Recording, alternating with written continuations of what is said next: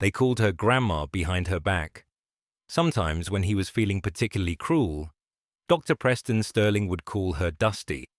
It was a jab at her age, her quiet graying hair pulled back in a severe, unfashionable bun, and the way she moved with a deliberate, plotting pace that drove the younger residents insane. Dr. Sterling, chief surgical resident at Mercy General Hospital in Chicago, actually placed a $500 bet that Sarah Miller wouldn't last the month. He made the bet loudly, in the middle of the nurses' station on a Tuesday morning, his voice echoing off the polished linoleum floors.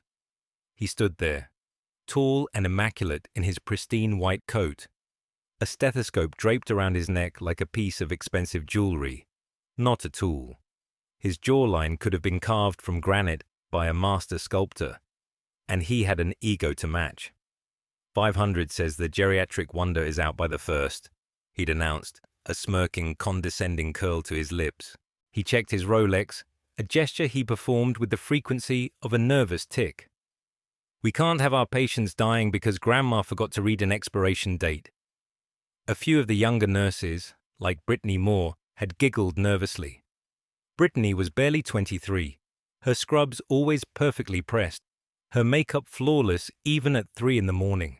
She orbited Dr. Sterling like a nervous moon, desperate to stay in the good graces of the man whose father, a prominent state senator, had a wing of the hospital named after the family.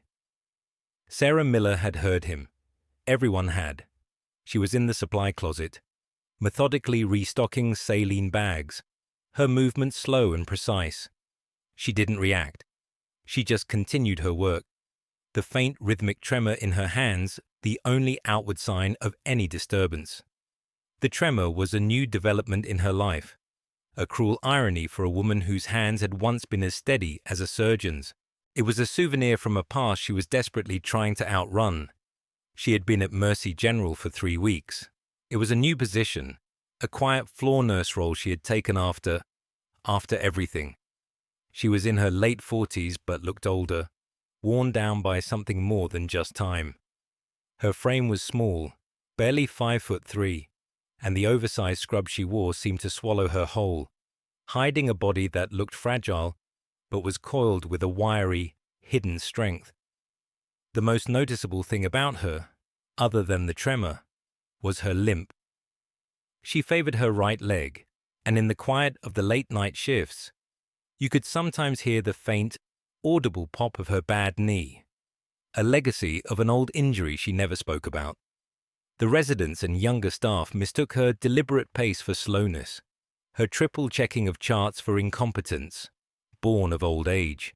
They didn't see the obsessive attention to detail, the mind that was processing every piece of data, cross-referencing it against a library of experience they couldn't possibly imagine. They saw a tired old woman who looked more like a librarian who had taken a wrong turn than a trauma-certified registered nurse. Dr. Sterling seemed to make it his personal mission to humiliate her. He would assign her demeaning tasks, like cleaning the scuffs off the baseboards in the trauma bay or recounting the gauze pads in the crash carts, a job usually reserved for student volunteers. "Check the expiration dates again, Sarah," he'd command, his voice dripping with false concern. "Make sure they're all fresh. Wouldn't want any mishaps." Brenda Harrison, the charge nurse, watched it all with a cynical, weary gaze. Brenda was in her 50s, a veteran of pandemics, budget cuts, and hospital strikes. She had arms like a dock worker and a zero patience threshold for incompetence, whether it came from a first-year resident or a powerful chief. She was initially dismissive of Sarah, seeing just another warm body to fill a slot on the roster. "Miller, you're on vitals for Bay 3 and 4. Try to keep up," she'd barked on Sarah's first day.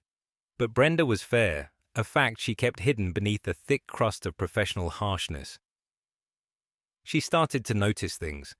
She noticed that Sarah's charts were the most immaculate she had ever seen. She noticed that Sarah could spot a subtle change in a patient's condition hours before the monitors would alarm. She noticed that despite Sterling's constant barrage of insults, Sarah never broke, never complained, never once raised her voice. She just did her job. One evening, Sterling was holding court during a quiet spell, leaning against the central counter, winking at Brittany. "You know," he said loudly, "I was reviewing HR files. I'm just cautious. They keep sending us these charity cases. People who can't hack it in a real, fast-paced environment." He looked directly at Sarah, who was meticulously cleaning an IV pump. "It's a liability." Sarah looked up, her grey eyes meeting his for a brief moment. Her voice was quiet, almost raspy, the product of years spent shouting over the noise of engines and explosions. "I'm trauma-certified, doctor." Sterling let out a short, barking laugh. "Oh, I'm sure you are. From what? The Civil War? Your hands shake more than a patient with delirium tremens. Now, if you're done polishing the equipment, go make sure the coffee is fresh. We have actual work to do." Brittany giggled again, but this time it sounded forced. She glanced at Sarah, a flicker of something, pity, maybe even shame, in her eyes before she looked away. Sarah didn't respond. She just placed the clean pump back on its hook, her movements betraying a deep, bone-wearying fatigue. She walked towards the break room, her limp more pronounced than usual. She was just trying to get to her pension. That was the mantra she repeated to herself. 20 more years of this, of quiet service, of healing without violence. She was seeking peace after decades of war, trying to live a quiet, anonymous life where no one knew her real name, the name she had been given in the dust and chaos of places like Fallujah and Kandahar. She just wanted to be Sarah Miller, the quiet nurse. But Dr. Preston Sterling wouldn't let her be. He seemed to sense a strength in her that he couldn't comprehend, and it infuriated him. He saw her quiet dignity as a challenge to his authority. He was the son of a senator, a graduate of Harvard Medical School. He was the prince of this castle, and he would not tolerate a peasant who didn't bow. The injustice was a low, simmering heat in the emergency department. Most staff just kept their heads down, not wanting to become Sterling's next target. Big Mike Cogan, one of the older security guards, a mountain of a man who was ex-college football, always made a point to say hello to Sarah. "How you holding up, Sarah?" he'd ask in his rumbling bass, sharing a thermos of coffee with her on the late shifts. He remembered everyone's name, everyone's birthday. He saw the way Sterling treated her, and his face would tighten with a disapproval he couldn't voice.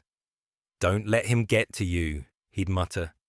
"Man's got a title, but he ain't got a soul." Sarah would just offer a small, tired smile. "I'm fine, Mike. Just doing my job." Her motivation was simple. Protect her pension to survive financially, and maybe, just maybe, escape the nightmares of combat that still haunted her sleep. This quiet, mundane hospital was supposed to be her sanctuary, her escape from a world of screaming and blood.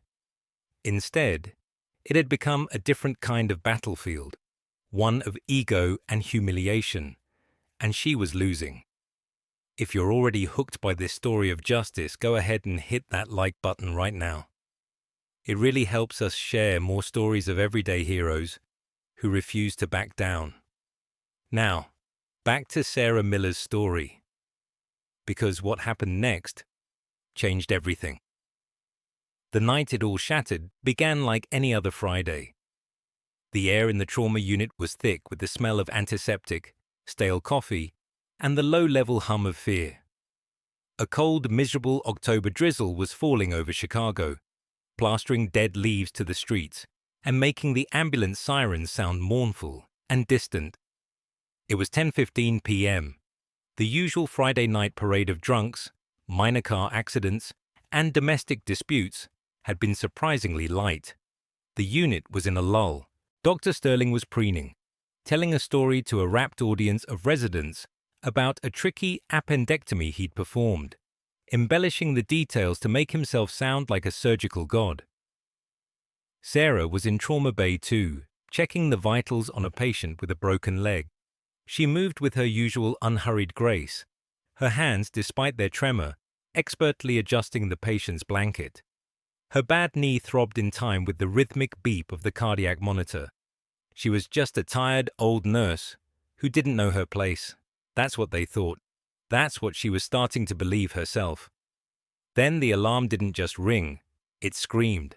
A klaxon, a sound reserved for the most catastrophic of events, blared through the department, a shrill, piercing cry that cut through the mundane chatter and fluorescent hum. Code black, code black. Mass casualty incident, military. ETA 2 minutes. All hands. Trauma Bay 1. This is not a drill. The atmosphere in the emergency department shifted instantly. It was like a switch had been flipped, plunging the room from bored calm into crackling, high-stakes tension. Residents scrambled. Nurses rushed to clear the primary bay. Brenda Harrison's voice cut through the rising panic like a knife. Move, people. Cole, get me 3 units of O-neg on the warmer. More trauma packs. Now. Sterling, get your head out of your backside and get in here. Dr. Sterling's smug expression vanished, replaced by a mask of adrenalized focus. This was his stage. This was where he proved his worth. I'm on it, he barked, striding towards Bay 1, smoothing his pristine white coat out of habit. Sarah had frozen for a half-second when she heard the word military. A cold dread washed over her, a familiar ghost from her past. She took a deep breath, pushed the feeling down, and turned to help. She was a nurse. That's all she was now. The automatic doors to the ambulance bay burst open with a violent whoosh, slamming against their stops. The sound was drowned out by the escalating symphony of sirens and the deafening roar of helicopter rotors that seemed to be landing directly on the street outside. The glass of the waiting room windows rattled, and the ground itself seemed to vibrate with a low, menacing thrum. 2 paramedics burst in, flanking a gurney that was being pushed at a dead run. They were screaming vitals. Male, late 30s, multiple GSWs to the chest and abdomen. BP is 80/40 and dropping. Pulse thready at 130. He's been losing pressure for the last 10 minutes. Flanking the gurney were 2 grim-faced men in military police uniforms, their hands resting on their sidearms, their eyes scanning the room with a tactical precision that was terrifyingly out of place among the scrubs and lab coats. The man on the gurney was a giant, his body a canvas of raw, sculpted muscle, barely contained by the shredded remains of tactical gear. Blood soaked through the field dressings on his chest and neck. Even unconscious, he radiated an aura of immense power. "Get him in Bay 1, Sterling commanded, his voice a sharp crack of authority. "I need a chest tube tray, central line kit, and 10 milligrams of morphine. Let's move, people." The team descended on the patient like a well-oiled machine. They cut away the rest of his gear, revealing the extent of the damage. There was a nasty-looking shrapnel wound to the side of his neck, bleeding profusely. Sterling immediately focused on it. "Pressure on that neck wound," he ordered a young resident, Dr. David Cole. "That's our priority. We stop that bleed, we stabilize him. Get me suction." He was working from the textbook, from the most visually dramatic injury. He was performing, showing everyone he was in control. Sarah stood at the edge of the room, near the supply cart, staying out of the way as she had been trained to do in this new life. But she wasn't just watching. She was assessing. Her eyes, trained by thousands of hours in the most austere environments imaginable, were scanning the patient with a cold, analytical gaze. The neck wound was ugly, but it wasn't the killer. Something else was wrong. Terribly wrong. She saw it. It was subtle, a detail lost in the chaos and the blood. The man's trachea, the windpipe in his throat, wasn't centered. It was shifted, pushed almost 3 centimeters to the left. Her eyes flicked up to his neck. The jugular veins were distended, bulging against his skin like thick cords. Tension, pneumothorax. A collapsed lung. Air was pouring into his chest cavity from a hole in his lung, building up pressure with every ragged breath he took. It was crushing his heart and his other lung. It was why his blood pressure was cratering. The neck wound was a distraction. This was the killer. He had minutes, maybe seconds, before his heart stopped. "Doctor," Sarah said, her voice quiet but clear. Sterling ignored her, focused on barking orders about the neck bleed. "More lap pads! Get ready to clamp!" "Dr. Sterling," she said again, a little louder this time, stepping forward. "Look at his neck. His trachea is deviated." Sterling shot her a look of pure fury, his concentration broken. "Nurse Miller, get back. You are stocking supplies.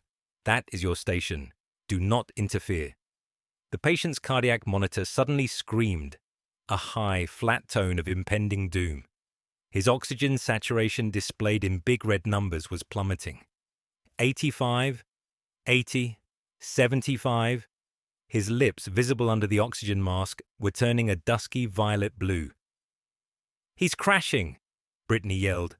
Her voice panicked. "Check his breath sounds, doctor." Sarah's voice was no longer quiet.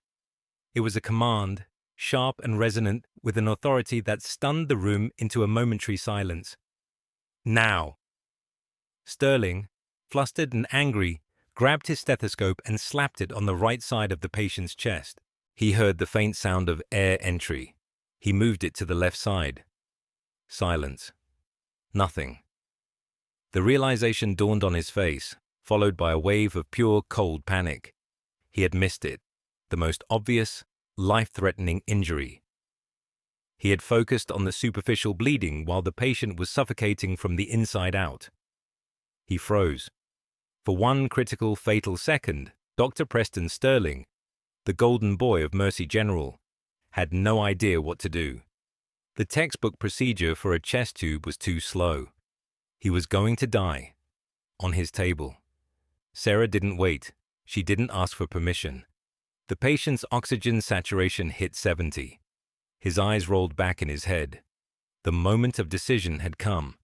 Her career, her pension, the quiet life she craved, versus the life of the soldier on the table.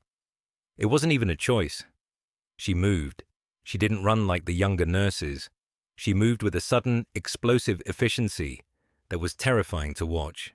In 2 steps, she was at the trauma cart. She didn't grab the chest tube tray. Her hand bypassed it, snatching a 14-gauge angiocath, a long, thick needle, from an open pack. She turned back to the table. Sterling, finally jolted out of his paralysis, saw her coming. "What the hell do you think you're doing? Get away from my patient," he shrieked, moving to block her. Sarah didn't push him. It wasn't a push. It was a tactical block. She dipped her left shoulder, stepping inside his guard, and checked him with a rigid elbow to the chest. It wasn't a violent blow, but it was perfectly placed, using his own forward momentum to send him stumbling back a few feet, gasping in surprise. The move was fluid, precise, and utterly shocking. She was at the patient's side before anyone could react. She didn't hesitate. Her left hand, the one that trembled when she held a coffee cup, was rock steady as she placed it on the patient's chest, her fingers finding the landmarks instantly. Second intercostal space, mid-clavicular line, a place she had found thousands of times before in the back of bucking helicopters and in muddy ditches under a hail of gunfire. Her right hand brought the large-bore needle up. She aimed for the spot just above the 3rd rib. She didn't look at Sterling, who was sputtering with rage. She didn't look at the shocked faces of the other staff. She looked at the patient, at the monitor screaming its death knell. "You are finished, Miller," Sterling howled. "You assault a doctor. You perform an unauthorized procedure. I will have your license." Sarah ignored him. She plunged the needle into the man's chest. The sound was audible throughout the now silent trauma bay. Hiss. It was the sound of trapped air, under immense pressure, escaping the chest cavity. It was the sound of life returning. The effect was immediate and dramatic. The patient's chest, which had been unnaturally puffed on one side, visibly deflated. The deviated trachea shifted back towards the center. The distended veins in his neck flattened. On the monitor, the oxygen saturation numbers began to climb. 70, 75, 85, 92, 98. The frantic alarm of the cardiac monitor slowed, settling into a steady, healthy rhythm. The violet color of the patient's lips faded, replaced by a wave of healthy pink. He took a deep, gasping breath, the first real breath he'd taken in 10 minutes. His chest rose and fell, beautifully, symmetrically. Sarah secured the catheter with a piece of tape, her hands only now beginning to shake from the adrenaline dump. She stepped back from the table, her face a mask of cold, professional focus. She peeled off her bloody gloves and dropped them into a biohazard bin. The room was deathly silent. Everyone, Brenda, Brittany, Dr. Cole, the MPs, stared at her as if she had just grown a second head. They had just witnessed the slow, quiet, incompetent old nurse transform into something else entirely. Something precise, something lethal, something that moved with the terrifying, fluid grace of an apex predator. The patient's eyes fluttered open. They were hazy with pain and shock, but they were lucid. His gaze swept past the doctors, past the nurses, past the bright lights. It found Sarah, standing by the supply cart. He looked at her, and a flicker of recognition, of disbelief crossed his face. He was a Navy SEAL commander, one of the toughest men on the planet, but his eyes filled with a raw, desperate gratitude. He tried to speak, his voice a dry rasp through the oxygen mask. The MPs leaned closer to hear. "Ghost," he whispered, the name barely audible.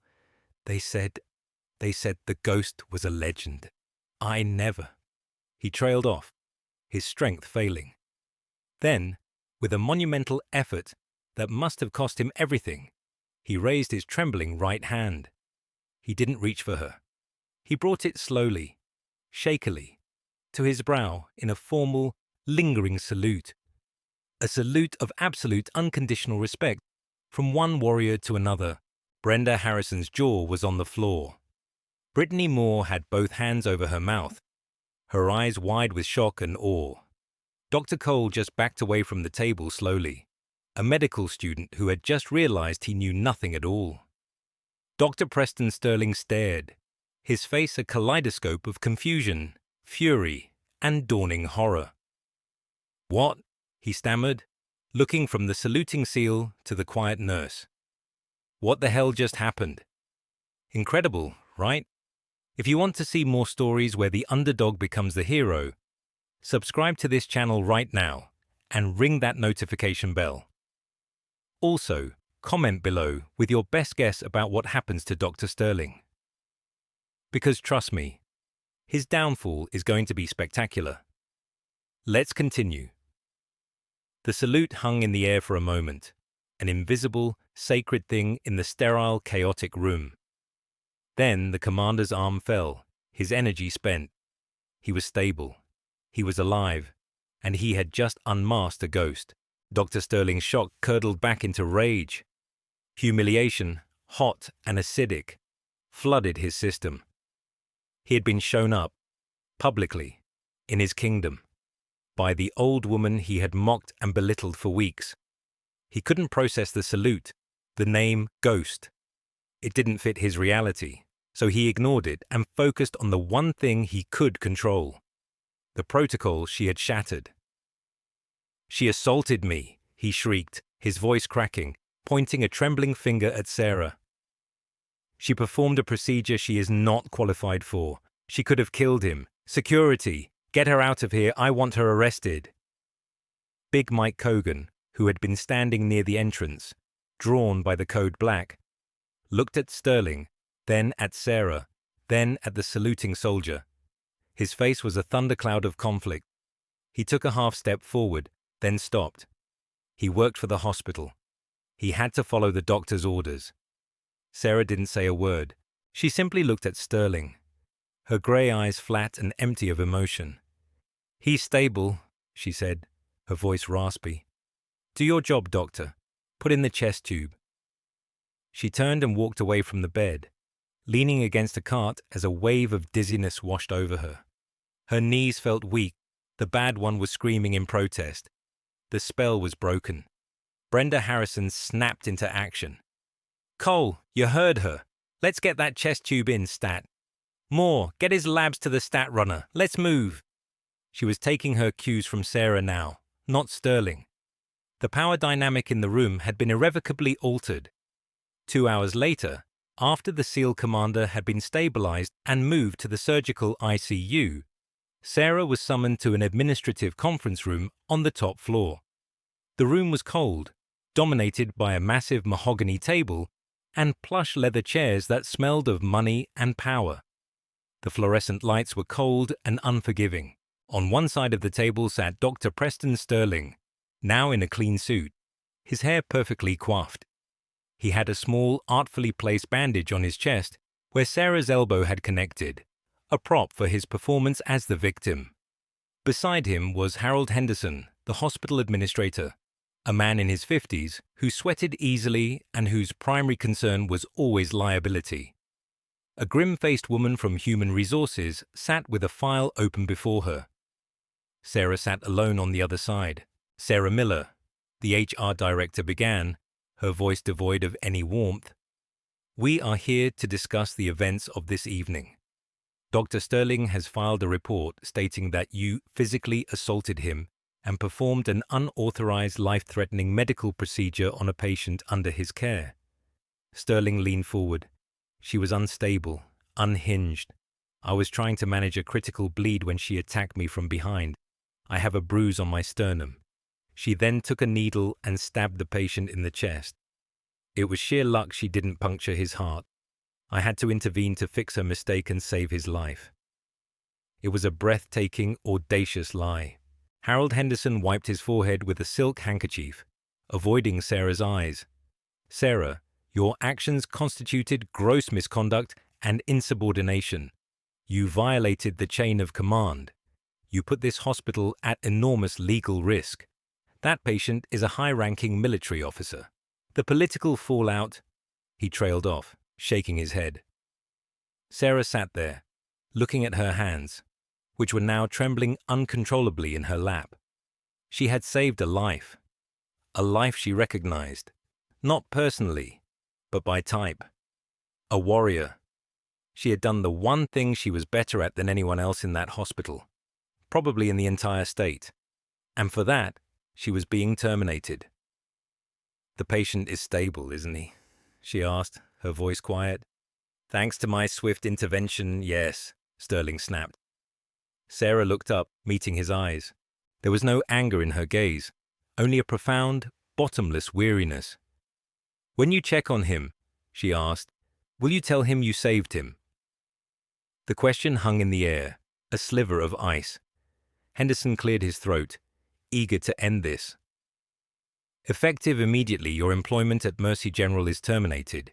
You will be escorted from the premises. We are considering pressing charges for assault, and a full report will be made to the State Nursing Board. We will be seeking the permanent revocation of your license." Sarah just nodded slowly. "Fine." She stood up without begging, without arguing. Her dignity was the only thing she had left.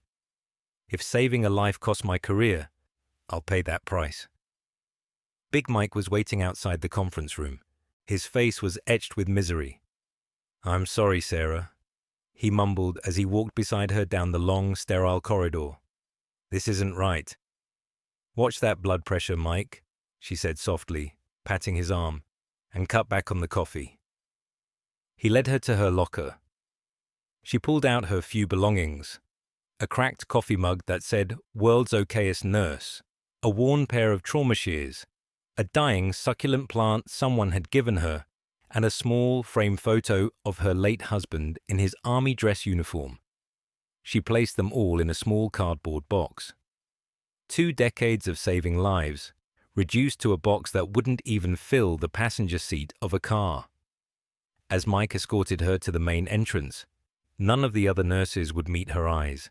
They knew what had really happened, and they knew that if they spoke up, they would be next. The automatic doors slid shut behind her with a final, indifferent whoosh. The cold Chicago drizzle had turned into a torrential, freezing downpour. The storm had finally broken. Sarah's car was in the shop, a repair she couldn't afford, so she huddled under the flimsy shelter of a bus stop on the corner, clutching the soggy cardboard box to her chest. The rain plastered her graying hair to her forehead and soaked through her thin coat. Her bad knee throbbed in a painful rhythm with the swish of the bus's windshield wipers as it finally pulled up. She found a seat in the back, the vinyl cold and damp. She stared at her reflection in the rain-streaked window, a tired, defeated old woman. "It's over," she thought. It wasn't an angry thought, just a heavy, suffocating fact. Sterling would press charges. There would be a police report. She would lose her certification. She would end up greeting customers at a grocery store. Her past a secret no one would ever know or believe. Maybe she should have just let him handle it. Maybe she was just a stubborn old nurse who didn't know her place. She looked down at the box, trying to shield the photo of her husband from the water dripping from her hair. She felt the weight of it, the weight of her entire life, growing heavier with each lurch of the bus. Her chest was tight, her throat burning. Her hands, finally free from the need to be steady, shook from the adrenaline dump and the crushing weight of defeat. And then she heard it. At first, it was just a low thrumming, a vibration she felt in the floor of the bus more than she heard. It rose quickly, cutting through the sound of the rain and the city traffic. A deep, rhythmic thwop-thwop-thwop that pressed against her chest. Puddles in the street began to ripple. The glass in the bus windows rattled. Everyone on the bus looked around, confused. The driver slowed, peering into the dark, rainy sky. The sound grew into a deafening roar. 2 Black Hawk helicopters, flying impossibly low, tore through the clouds, their searchlights cutting white beams through the downpour. They weren't heading for the hospital helipad. They were descending towards the street. Tires screeched. Cars slammed on their brakes, causing a multi-car pileup behind the bus. People on the sidewalk scattered, screaming, assuming it was a terrorist attack. Ahead of the bus, 2 black Chevrolet Suburbans, the kind with federal plates, had positioned themselves sideways, completely blocking the intersection. Their red and blue lights strobed silently, washing the entire block in a blinding, chaotic glare. One of the Black Hawks landed with impossible precision in the middle of the intersection, its downdraft hitting the street with the force of a hurricane. Umbrellas inverted, trash cans rolled down the sidewalk. The bus rocked on its suspension. Doors on the SUVs flew open, and a dozen men in dark suits and tactical gear spilled out, fanning out, scanning the crowd with a terrifying focus. One of them, speaking into a wrist-mounted mic, pointed directly at the city bus, directly at the back window where Sarah was sitting, frozen. "Target is in the rear of the bus. I have visual." Before anyone could process what was happening, the bus doors hissed open. A soldier, not a suit, sprinted through the gridlocked traffic, dodging cars, his boots splashing through the deep puddles. He vaulted up the steps of the bus. He ignored the terrified driver and the gaping passengers, his eyes locked on Sarah. "Ma'am," he said, his voice firm but laced with a desperate urgency. "Lieutenant Colonel Miller, you need to come with us. Now." Sarah just stared at him, clutching her cardboard box. Lieutenant Colonel Miller. A name she hadn't heard in 5 years. The soldier didn't wait for an answer. He grabbed her arm, his grip like an iron vise, but strangely respectful. "We're going. Drop the box." Sarah's head snapped up, a spark of the old fire in her eyes. "No," she rasped. "The box comes with me." The soldier didn't argue. He simply nodded, took the soggy box from her, and led her off the bus and into the heart of the storm. As she stepped onto the wet pavement, the side door of the second Black Hawk slid open. A figure emerged, stepping down into the rain. He was an older man, leaning on a simple black cane, but he didn't lean on it for support. He wielded it like a scepter. 4 silver stars gleamed on the shoulders of his dress uniform. a brilliant constellation against the dark green fabric. His chest was a colorful mosaic of ribbons, a history of America's wars from the last 40 years. He didn't run from the rain, he walked through it as if it wouldn't dare touch him. It was General Thomas Vance, the chairman of the Joint Chiefs of Staff. He walked directly to Sarah, his eyes, which had seen the worst of humanity, softening with a look of profound respect and old friendship. "You're a hard woman to track down, Ghost," he said, his voice a low rumble that carried easily over the roar of the rotors. "You look like hell." Sarah managed a weak, trembling smile. "You too, Tom." "They told me you were fired," the general said, his jaw tightening. "That ends now. We have a problem, Sarah, a big one. And you're the only one who can fix it. Get in the helicopter." Back at Mercy General, Dr. Preston Sterling was standing in the main lobby, bathed in the bright, hot lights of television cameras. News crews had materialized within minutes of the military's arrival. He was in his element, spinning the story, transforming his catastrophic failure into a tale of heroism. It was a tense situation, he was saying to a reporter from a national news network, his voice smooth and confident. The patient was deteriorating rapidly. The nurse, while well-intentioned, became panicked and unstable. She interfered, and I had to physically restrain her before performing the life-saving decompression myself. It was a textbook procedure, but under extreme duress. He was painting Sarah as a mentally unstable hysteric, and himself as the calm, heroic surgeon who saved the day. He was mid-lie when the automatic doors slid open. The lobby fell silent. The reporters turned. General Thomas Vance walked in, flanked by two stone-faced MPs. Behind him, looking small and drenched, but with an unmistakable steel in her spine, was Sarah Miller, still clutching her cardboard box. The soldier who had retrieved her from the bus walked beside her, holding an umbrella over her head. Sterling's confident smile faltered. His face drained of color. He looked from the four-star general to the fired nurse and back again. "General," he stammered, I am Dr. Preston Sterling, Chief Resident. Your man is stable, in the ICU. I saved his life." General Vance didn't even look at him. His eyes were fixed on Harold Henderson, the administrator, who had rushed into the lobby and now looked like he was about to have a heart attack. "I was watching your press conference on the ride over, Dr. Sterling," the general said, his voice dangerously calm. "Time to correct the record." He turned to the cameras, his presence filling the entire lobby, commanding the attention of every single person. "My name is General Thomas Vance. The man you have in your ICU is Commander Jacob Deacon Thorne, a decorated Navy SEAL and a national hero. You just told the nation that this woman," he said, gesturing to Sarah, "was fired for instability." He took a step forward, his cane tapping once on the polished floor. Clack. The sound echoed like a gunshot. "You lied." From an inside pocket of his uniform, an aide produced a classified Department of Defense black folder. The general opened it. He didn't read from it. He knew the contents by heart. "Do you know who Sarah Miller is?" he asked the silent room. "I do." He looked directly into the lens of the main camera, speaking to the entire country. "This is retired Lieutenant Colonel Sarah Ghost Miller of the United States Army Medical Corps. She served 3 tours in Iraq and 4 in Afghanistan. For 6 years, she was the lead trauma specialist attached to the Joint Special Operations Command. She has been awarded the Silver Star for gallantry, the Bronze Star with valor, and 2 Purple Hearts. A collective gasp went through the room.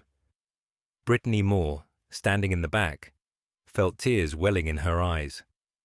Brenda Harrison just stared, her tough facade completely gone, replaced by pure, unadulterated awe.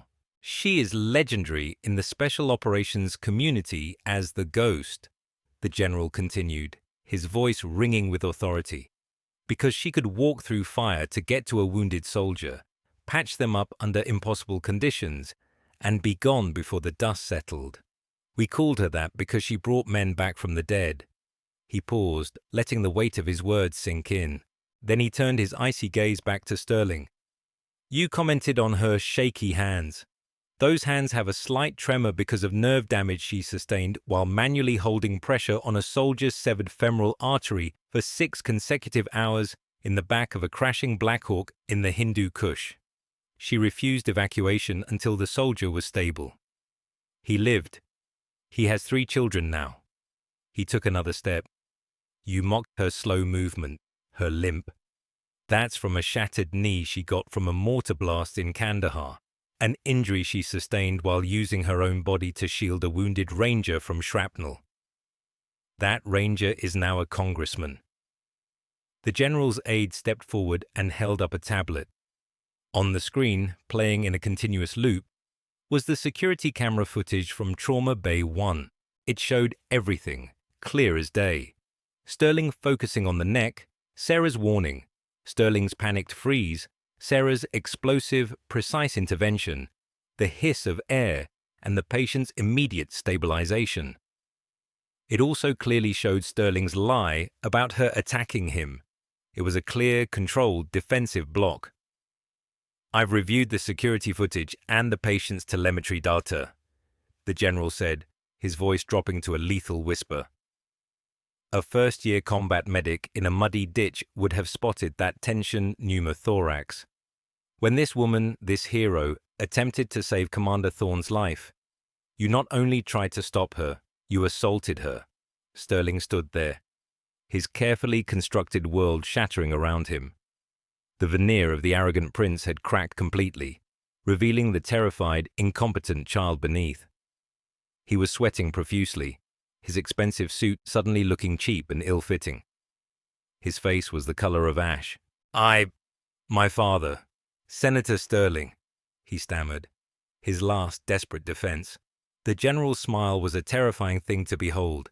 It held no humor, only cold, final judgment. I had a very interesting phone call with your father about 30 minutes ago. I believe he was explaining to the Secretary of Defense why his family's donations to this hospital should not be frozen pending a federal investigation into your billing practices and a decade's worth of malpractice cover-ups we seem to have stumbled upon. Your family's name is no longer an asset, Doctor. It is a liability. General Vance turned to the pale, trembling Harold Henderson. Mr. Henderson, this woman saved a national asset's life in your facility. Your chief resident nearly killed him through gross incompetence and then lied about it to the nation on live television. You then fired her. You have exactly 10 seconds to fix this before I shut this hospital down with federal marshals and have your entire board of directors subpoenaed for criminal negligence. Henderson didn't need 10 seconds. He practically lunged forward, pulling a pre-written letter from his jacket pocket. A termination letter, no doubt intended for someone else. Dr. Sterling, he squeaked, his voice high and reedy. Effective immediately. Your privileges at Mercy General are suspended. The board has voted to terminate your contract pending the outcome of the federal investigation. He threw Sterling under the bus with such speed and force, it was almost impressive. Then, Henderson turned to Sarah, his face a mask of desperate, fawning apology. Colonel Miller, Sarah, on behalf of the entire hospital, I am so sorry. A terrible mistake has been made. We would be honored. We will create any position you want. Director of Nursing Operations, Chief of Trauma Training Protocols. Name your terms. Anything. Sarah looked at him, then at the broken man who had been Dr. Sterling. She didn't say anything. She didn't have to. It was Big Mike Kogan who delivered the final perfect piece of karmic justice. He stepped forward from the crowd, his face grim with satisfaction. In his hands, he held an empty cardboard box. He walked right up to the disgraced doctor. I believe you know the way out, Dr. Sterling, he said, his deep voice resonating through the silent lobby. He pushed the box into Sterling's numb hands. It's a bit small, but I'm sure you'll manage. And so, while the cameras flashed and reporters shouted questions, Dr. Preston Sterling, the golden boy, the senator's son, was forced to pack up his belongings from his office. His framed Harvard diploma, his signed photo with his father, his spare Rolex, in a small cardboard box, under the watchful, unforgiving eyes of the entire world. He stumbled out into the pouring rain, without an umbrella, without a car waiting, without a single friend to see him off. He was just a man in a soggy suit, carrying his shattered life in a box. A cautionary tale whispered in the halls of medicine for decades to come. 1 year later, the sun shone brightly on a newly dedicated wing of Mercy General Hospital.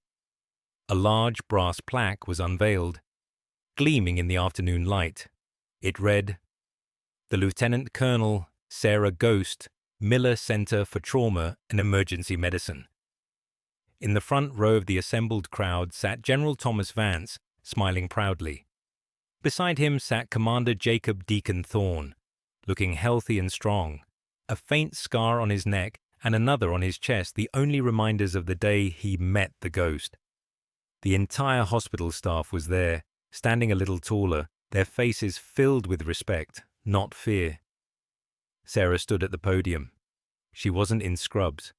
She was wearing a sharp professional suit, her official title now Director of Patient Care and Safety for the entire hospital network. She had overhauled the protocols, dismantled the toxic hierarchy, and implemented a new system based on a simple, revolutionary idea. Listen to your nurses.